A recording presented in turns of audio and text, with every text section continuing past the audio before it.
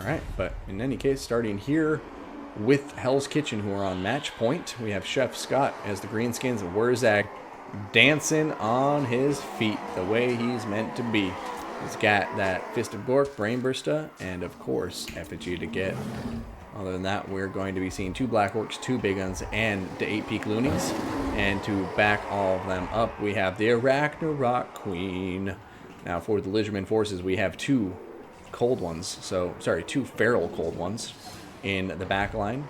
I'm sure they'll get deployed somewhere else in the near future. We have a feral Carnosaur. Got some Sacred Croxagore.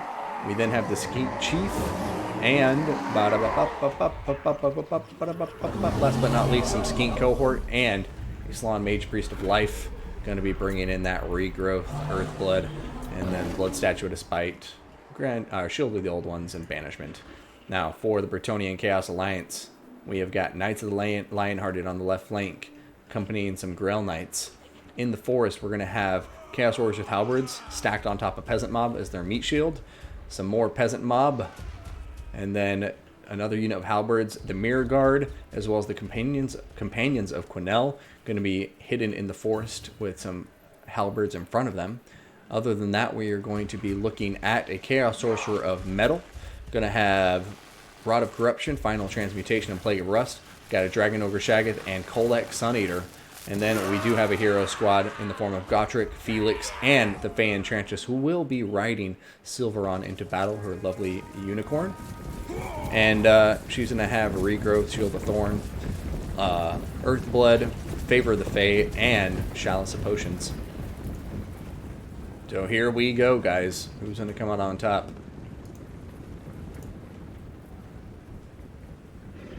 Is there a second Feral Carnosaur I missed? Yes, there is. 2 Feral Carnosaurs in the Arachnarok Queen here. And hopefully things smooth out.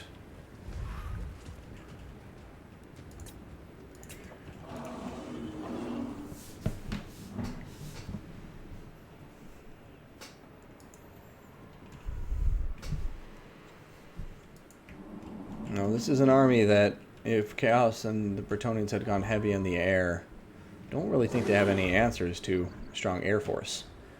Other than saying, like, if you land, we're going to eat you. But no air force to speak of from either side. And, yeah, interesting we have seen minimal air forces in these 2v2 battles so far. Wonder if that's just luck of the draw with these teams' playstyles, or if that's just something that, as these guys have researched and built armies, they've realized aerial units don't pay off too much. I guess we did see a very strong air build with Karl Franz and Luther Harkin both in the air.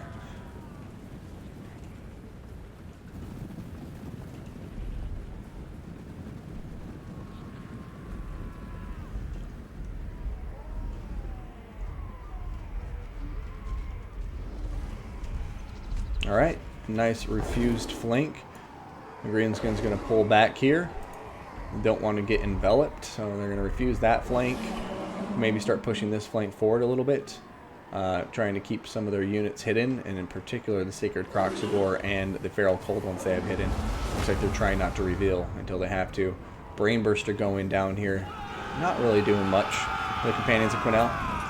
Looks like they actually did nothing. And now these Skink Cohort are in a lot of danger. So the Knights of the Lionhearted coming in here for a nice charge. And they're bracing, which is the best they can do, but still going to really hurt since they don't have a charge defense bonus. But yeah, so some nice damage there. They're going to hit and pull out right away, taking minimal damage. But there goes a Blood Statue of Spite, and that's going to be doing some damage.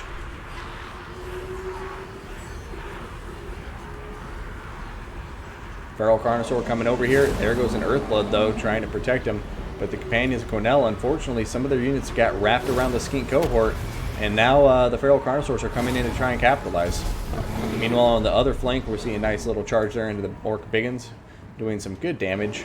Feral Carnosaur is going to start pulling back now that the Grail Knights are coming in. We have Feral Cold Ones coming in, the Feral Carnosaur is stuck in combat now, and it looks like the second Carnosaur is just going to come in and get in the fight now. And it looks like they're going to be able to do some pretty good damage, to be completely honest. You know, the Feral Cold Ones over here helping meat shield for them.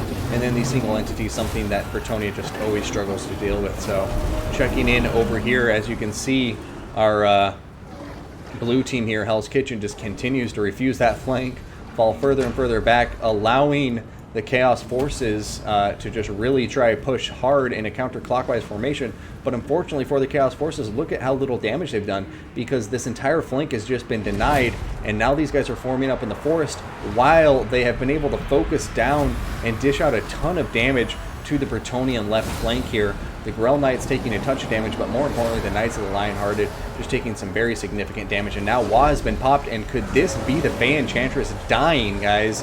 The Fey Enchantress in a very precarious situation. Looks like she's going to get away, though, and the Spider Summon is quite slow as usual, but it looks like it may be slowing her down just enough to where these Feral Carnosaurs and the Arachnarok Queen can get on top of her. Biggun's coming out here to zone out the Companions of Quenelle, who are going to get a nice counter charge against them. But really what matters is the Fey Enchantress taking so much damage, but it looks like she's going to escape. And as long as she escapes, she has a chance to heal herself up and come back into the late game and pay dividends. But the Lizardmen Greenskins combination here doing very, very well so far, and I'd say getting the better of these trades so far by far. Over here, a Banishment looks like it's going to go down on top of the Mirror Guard. And what kind of damage are we going to see here? Oh my goodness gracious. Half health dished out right there. This Banishment did very well. And if it veers back towards them, it could do even more damage, but it looks like, fortunately for Chaos, it's not going to do that. Over here in the main engagements now, we're going to see that the Bretonnians and Chaos Forces are striking back, and boom, bada boom, we're going to see the Feral Carnosaur here taking a ton of damage as an Overcast regrowth a regrowth on top of it, and an Earthblood. But will it be enough to save it, as now it is getting surrounded by Bretonnia Knights from all sides, and Kolek and his Dragon Ogre Shaggoth have just started dishing out a pounding on top of some of these Lizardmen troops. Right now, it looks like the Chalice of Potions is getting targeted on top of these Black Orcs. Black Orcs are probably going to take some significant damage from it. Oh, I'm just kidding. That's Lord of the Storm. Still going to do a nice bit of damage there.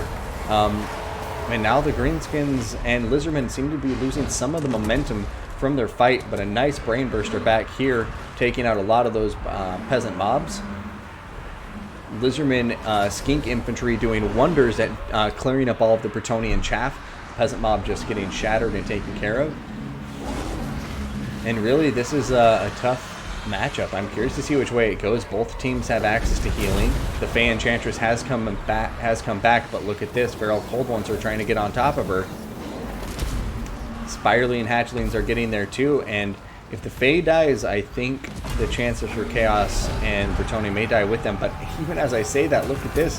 The second Feral Carnosaur is getting smashed between Kolek and his Dragon Ogre Shaggoth, but once again, it's going to be able to live and run away. And if Mazda Mundi can heal him up, then, the Salon Mage Priest of Life can heal him up with a nice regrowth, then once again, we're going to be seeing this Feral Carnosaur come right back with full combat effectiveness. Over here, Fey Enchantress getting saved just in time by the Grell Knights, who are diving into the Feral Cold Ones and the Spiderling Hatchlings. And now we have Skink Cohort coming over here too. But an Effigy to getting popped on top of the Fey Enchantress, I think that might have been a bit premature. It's going to do some damage to her, which is always nice, but there's nothing over here to really punish her, it seems. But as I say that, these rampaging Feral Cold Ones are coming back, and it looks like they're getting some really good damage down on her, and may even be able to take care of the Grell Knights. Coming over here to the main engagement between Kolek and the Lizardmen, it looks like we have Black Orcs and Sacred Kroxigor up against Kolek and his Dragon Ogre Shaggoth buddy. And oh no, we may be seeing the Salon Mage Priest getting taken out here, just as the Fey Enchantress looks like she may be in danger of getting taken out.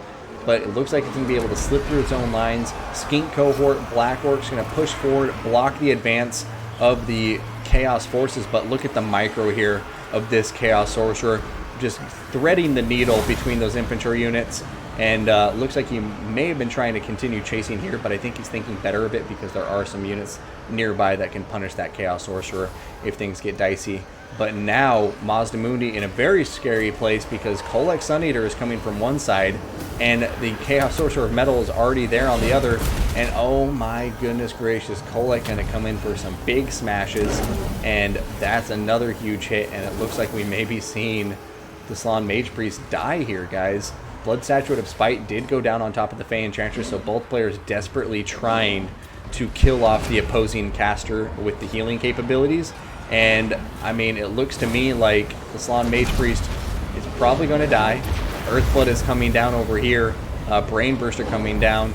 And the Fey Enchantress, if nothing can kill her, then the Bretonnians and Chaos are in a really strong position right now. We're going to see the Skink Chief desperately trying to shoot the Fey Enchantress down with his blow darts. He's then going to get in melee combat with her, and she may want to avoid that. Now we have a Sacred Croxagore coming over here, but they're going to get stuck in combat with the companions of Gwenel. And the Skink Chief may be able to, but a nice dodge there from the Fey Enchantress as the Skink Chief is trying to assassinate her. But now in comes the Chaos Sorcerer. We're going to knock that Skink Chief back. And I think we're going to be seeing Super Team 1 claw their way into an ace match right now, unless the tides change significantly very soon. Black Orcs are nearby. They are charging forward. Black Orcs are going to be very, very tanky, immune to psychology. But I just don't know if it's going to be enough in the end. The Queen is very hurt. There's still Halbers on the field. And it looks like Wurzag's just going to get killed here.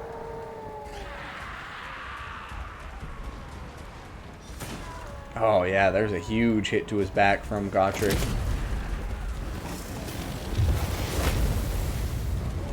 Another Brain Burster getting popped. Probably more so just to beef up the melee attack of the Greenskin units before he dies. And right there, yeah, I just don't know. The Fey Enchantress, though, taking a lot of damage. Look at her. She's down to 326, and she's just routing. Wurzag's Revenge, I didn't even check, but if Wurzag's Revenge is on top of him, then of course, and it certainly is. Wait, no, is it? No, he doesn't have Wurzag's Revenge, never mind. Because Wurzag's Revenge does add a 50% plus miscast chance on top of any enemy casters map-wide. If he had that, then he may have killed the Fey Enchantress by now, just because a miscast is all that would be needed to kill her off. But Black Orcs are just trying to chase down Shaggoth and company. Dragon Ogre Shaggoths are not the best suited to kill Black Orcs. I'll be the first to tell you that, but at this stage of the battle, I'm just not sure, you know, how they're going to pin these heroes or these large units in place.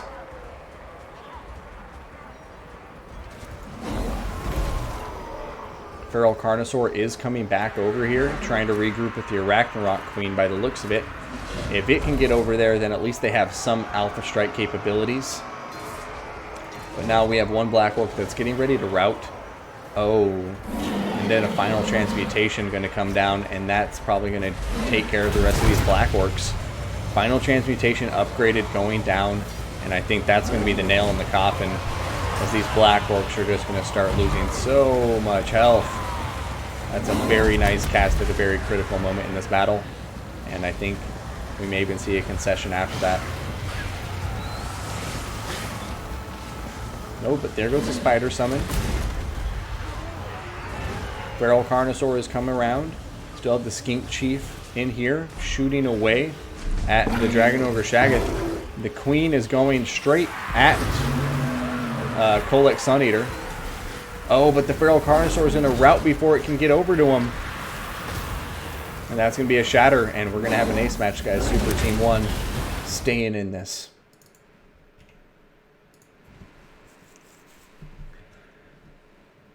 If you don't overcast, you can never take overcast damage. Seriously, Optimus Pine? I just thought for some reason, even if you're casting, you have a 50% chance. Oh. Well, thank you guys very much for pointing that out. Look at that. Learning something new every day. But a very good game to those two players. And, oh, damn. Yeah, just crazy well-played game. Very close. Like, initially, the momentum was so strong for the Lizardmen here of Hell's Kitchen with the Greenskins. But, you know, just goes to show, battle's never over. And I think there's just a few moments where those Feral Carnosaurs just got overextended, and Kolek and company punished them hard. And also just the fact that they were never able to fully kill the Fey Enchantress. Obviously, a heartbreaking loss for them. So, great games, both teams. Let's go see who wins in this ace match.